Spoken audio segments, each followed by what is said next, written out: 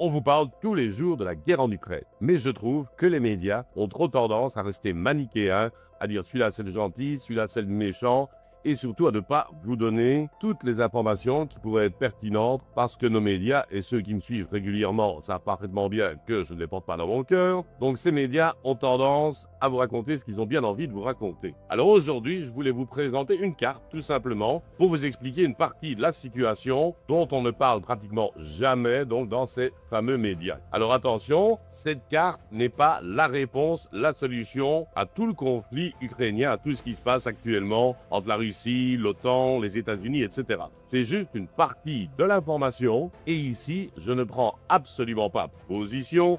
C'est pas du tout le but de cette chaîne, c'est juste d'informer. Alors, on va regarder ensemble cette carte, cette évolution, et je vous laisse absolument juge d'en tirer les conclusions que vous voulez, mais au moins, je tenais à vous faire part de cette information qu'on ne vous présente pratiquement jamais. Donc voilà, nous sommes à la fin de la Seconde Guerre mondiale, et suite à la conférence de Potsdam, on va partager tous les pays entre les vainqueurs de la Seconde Guerre mondiale, donc l'URSS, l'Union des républiques socialistes soviétiques, les États-Unis, les Anglais, les Français et tous les autres alliés.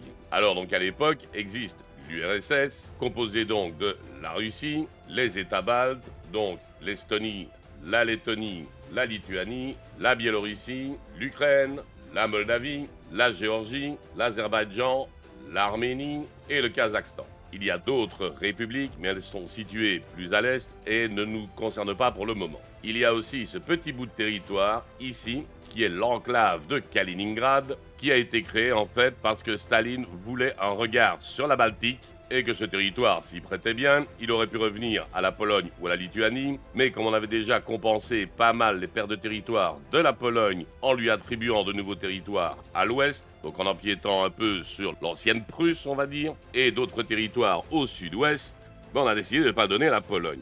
Il aurait pu revenir à la Lituanie également, puisqu'elle faisait partie des républiques soviétiques, mais Staline voulait à tout prix garder un contrôle direct sur cette fameuse partie qui lui donnait regard sur la Baltique, et donc elle est restée jointe, et elle est toujours aujourd'hui, à la Russie directement. Ce qui, à cette époque, pose un petit peu de problème, puisque pour la ravitailler, il faut passer soit par la Lituanie, soit par la Pologne, et depuis le début de la guerre en Ukraine, c'est pas toujours facile. C'est pas facile pour les Russes. Mais bon, alors, suite à la montée du communisme, les pays de l'Ouest vont créer une organisation de défense collective qui vise un peu à contrer la menace perçue de l'Union soviétique. Donc au départ, il y aura 12 membres fondateurs, qui sont les États-Unis et le Canada. Bon, ils ne sont pas sur la carte, mais je pense que vous savez où ils se trouvent, auxquels vont se joindre la Belgique, le Danemark, la France, l'Islande, l'Italie, le Luxembourg, la Norvège, les Pays-Bas, le Portugal et le Royaume-Uni.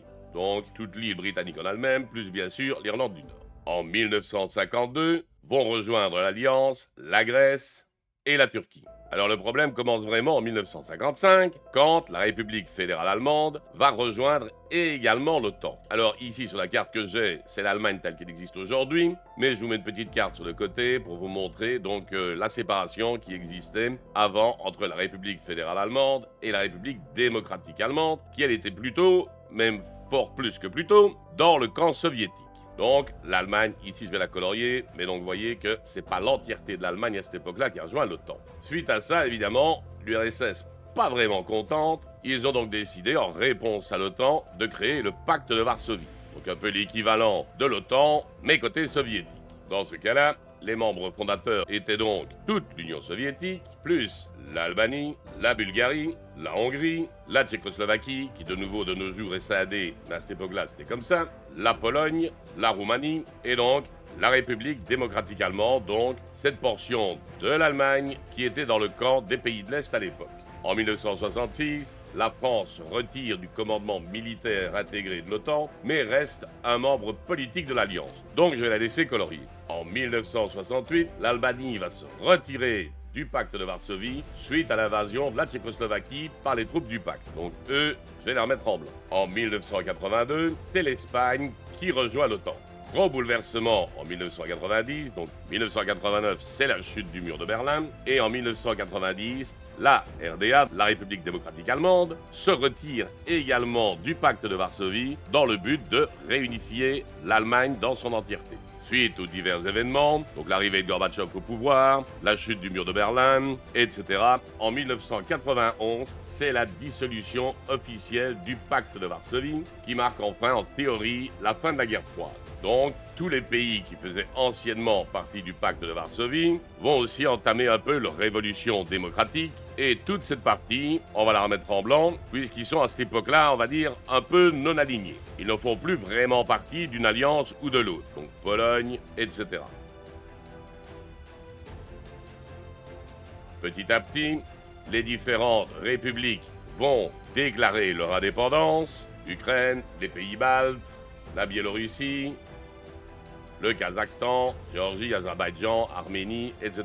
La petite enclave, là, elle reste, elle appartient toujours à la Russie. En 1999, il y a une première vague d'élargissement de l'OTAN vers l'Est. L'OTAN accueille donc plusieurs nouveaux membres, qui sont la Hongrie, la Pologne, la République tchèque, donc qui est, elle, le résultat de la scission entre la Tchéquie et la Slovaquie. À noter donc que tous ces pays sont des anciens membres du pacte de Varsovie. L'élargissement se poursuit en 2004, la Bulgarie, les États baltes, donc Estonie, Lettonie, Lituanie, la Roumanie, la Slovaquie, la Slovénie.